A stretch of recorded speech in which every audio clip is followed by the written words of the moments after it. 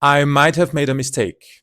Brother, Because after playing the Silent Hill 2 remake twice, I have finally played the original.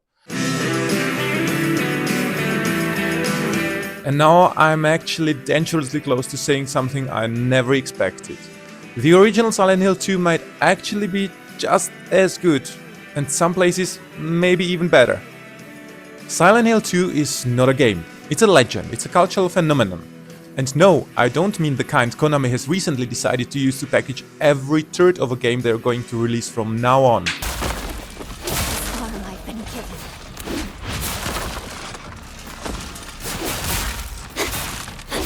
The actual fuck was that? Somewhere along the way, Silent Hill 2 managed to free itself from its home franchise and become an independent, horror genre-defining entity. So independent, in fact, that after Silent Hill 4, Konami basically went fuck it and started producing Silent Hill 2 all over again.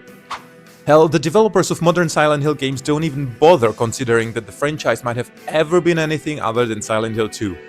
Guilt is a strong theme throughout Silent Hill's many stories, and I wanted to dive deeper into the various different ways that guilt can manifest. I have watched pretty much every video essay I could find, I've played the remake twice back to back, and I even got my hands on the botched HD collection for a while before dropping it, because it was... yeah, well, just bad. I've practically done everything related to Silent Hill 2 except one thing, playing the actual game. Because old games are... If you've ever seen the meme greatest Silent Hill 2 fan excited to play for the first time, well, that's basically me.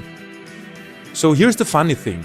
After seeing the masterpiece that is Return to Silent Hill in the cinema, I decided it was time now. So if the movie didn't manage to do anything right, at least it managed that for me. I acquired a copy of the original Silent Hill 2 in a completely and purely legal way, installed the Enhanced Edition patch, and now I'm sitting here, the game finished, and I'm wondering if this was the most moving video game experience I've ever had the pleasure or torture of experiencing. You see, I absolutely adore the Silent Hill 2 remake. I genuinely consider it one of the best games I have ever played, and I was really scared that playing the clunky old original might sour the experience for me. Well, it didn't. I don't know if I would go so far as to say that it's better than the remake, like a large number of people on the internet will make you believe, but it's certainly not worse, and in some parts it even surpasses its younger sibling. For better or worse, it's quite a different experience from the remake, and I'm really glad that I played it in the end. So let's dive into the world of mental turmoil and long ass fucking hallways. Jesus fucking Christ.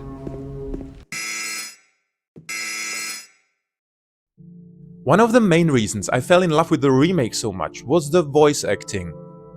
You can almost tangibly feel the confusion inside James Sunderland, a man who knows that searching for his long-dead beloved wife borders on insanity, yet he does it anyway.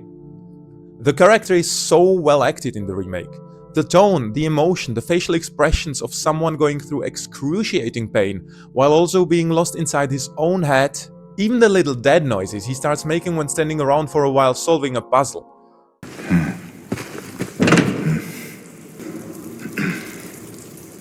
How about you all sit there quietly while I make dad noises?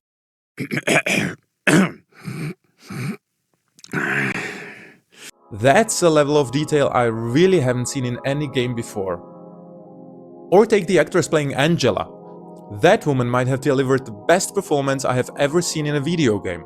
Her fragility is almost tangible, and you constantly feel her pain in every scene she appears in.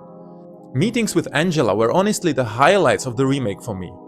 And Eddie made it really easy for you to hate him and not doubt yourself a whole lot when push came to shove and you had to dig a second belly button into his stomach with your shotgun. Well, long story short, the performances in the Silent Hill 2 remake are, in my opinion, the peak of video game acting. But they are exactly that: stellar, stunning acting performances. There has been a lot written about how bad and amateurish the voice acting in the original Silent Hill 2 is. And yeah, if you were watching an isolated scene from the game without knowing what's going on, the acting would probably seem ridiculous. The thing is, once you understand the context, you realize that the characters sound like people who are continuously losing their minds. They speak with this dreamy, awkward tone that gives the impression of someone just barely clinging to their sanity. Take James. In the remake, he's a tragic character from the beginning, torn apart by the loss of his wife. In the original, he's simply I'm kind of lost. physically and mentally. And the dreamy, high-pitched, almost sing-song tone he speaks in somehow gives him even more character than the stellar performance in the remake. And the same goes for Angela. I knew the "lost" memes from videos and laughed at them like everyone else. Lost? But hearing that performance in the context of the full game gives it a completely different feeling. Angela is a girl with a horrible past, having been abused by her father and brother while her mother passively watched from the sidelines. She has every right to sound like a crazy person. And crazy doesn't necessarily mean screaming at the moon and ripping your hair out.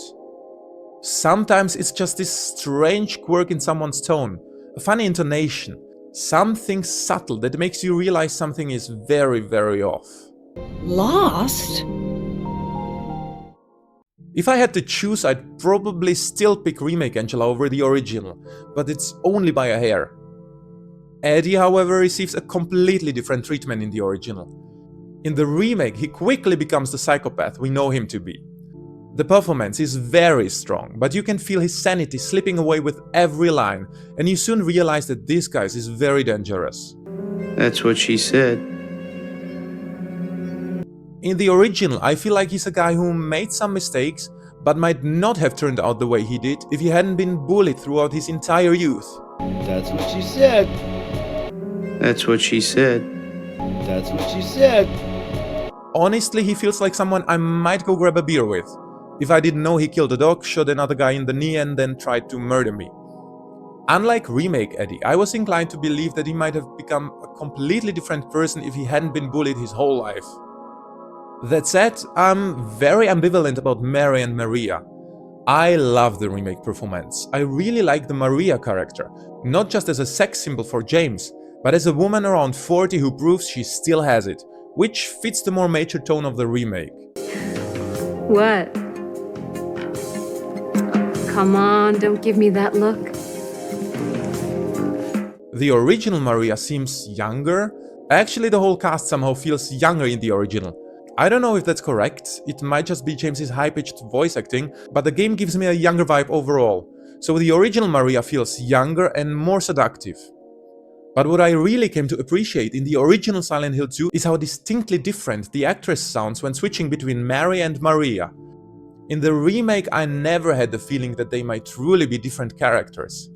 In the original, if you close your eyes and listen to the lines, you could almost believe they are voiced by two completely different actresses. Name is Maria. I don't look like a ghost, do I? Are you taping again? Come on. I don't know why, but I just love it here. The vibe surrounding Maria is in a completely different league than the one around Mary, which is probably exactly what the original developers were aiming for. I even heard in a making of video that, unlike in the remake, the facial models of the two women intentionally feature slightly different characteristics to make the player unsure whether they are actually the same person. To be honest, I didn't fully appreciate these differences in the simple 2000s graphics, but I really like that the developers went the extra mile to make the whole experience feel even more dreamy and confusing. In the end, the only character I strongly believe is much better in the remake, and by much better I mean really by a mile, is Laura. Bloober Team struck gold with the Laura actress. She perfectly balances the insufferable brat you initially see with the vulnerable little girl who was led to Silent Hill by her own grief. Just like Angela, Laura's performance stayed with me long after finishing the game. But the same cannot be said for the original Laura. I am sure that finding a good child actor is extremely difficult, so I'm not bashing Team Silent for that. But the original Laura never really escapes the insufferable brat role, even when her lines try to suggest something deeper. And since her role should build a significant part of the game's emotional foundation, I actually missed a piece of the experience I had with the remake. Still, I now understand why people are fond of the stiff, awkward voice acting of the original Silent Hill 2. I wouldn't go so far to say it surpasses the remake. The remake's performances are simply too professional and precise, and they are hitting the emotional beats of the story with fighter jet precision. But the original voice acting fits the dreamy, almost insane atmosphere of the game perfectly. And speaking of atmosphere,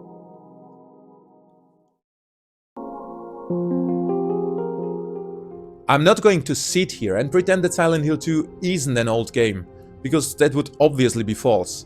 The remake represents the peak of graphical fidelity, and it's probably one of the most beautifully crafted games I have ever played. The original logically cannot compete on that battlefield. That said, the Enhanced Edition patch does some serious heavy lifting. The textures are clear and sharp, and the legendary fog covering the town's streets feel thick and oppressive, weighing heavily on your imagination. I also found the interplay between darkness and the flashlight beam cutting through it very appealing. In the section between the hospital and the historical society, when James is released into the town at night for a while, I actually caught myself forgetting that I wasn't playing the remake a few times, because the visuals under the cover of darkness look just that good. However, while the original Silent Hill 2 cannot compete with the remake visually, I honestly can't say the same about the sound design. I was truly taken aback by the remake's sound design. But after playing the original, I honestly think the use of music, sound, and above all silence might actually be even better here. There's this one particular section where the audio resonated with me much more strongly than in the remake. The prison and the labyrinth that follows. I'll talk about the prison more in the next section, but for now I'll simply say this. The rare screams and metallic squeaks in the original gave me far more goosebumps than the constant audio overload of the remake.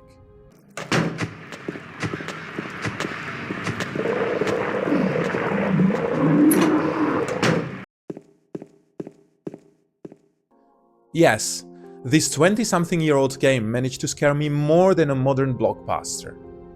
Another clear example is the scene where James talks to Maria sitting behind bars in the labyrinth. Watching it in the original genuinely gave me goosebumps, and I was surprised that the same scene hadn't affected me as strongly in the remake. I actually barely remembered it. So I went back and rewatched the remake scene on YouTube, and the reason immediately became obvious. The original scene relies heavily on silence, occasionally broken by sharp percussion sounds that cut straight through your brain. The remake also uses these percussions, but they are buried under layers of additional audio meant to intensify the horror. But instead, the effect becomes diluted. James, honey, did something happen to you? After we got separated in that long hallway? Are you confusing me with someone else? You were always so forgetful. Remember that time in the hotel? James? Honey? Did something happen to you? After we got separated in that long hallway? Are you confusing me with someone else? You were always so forgetful. Remember that time in the hotel? Sometimes less is really more, and the original Silent Hill 2 applies that philosophy perfectly. Now I'd like briefly touch the fixed camera angles in the game. For me, as a spoiled 2026 gamer, it's over-the-shoulder camera all the way. I simply like the style of the remake much more, and the fixed camera angles in the original are a minus in my book. Think whatever you want about it.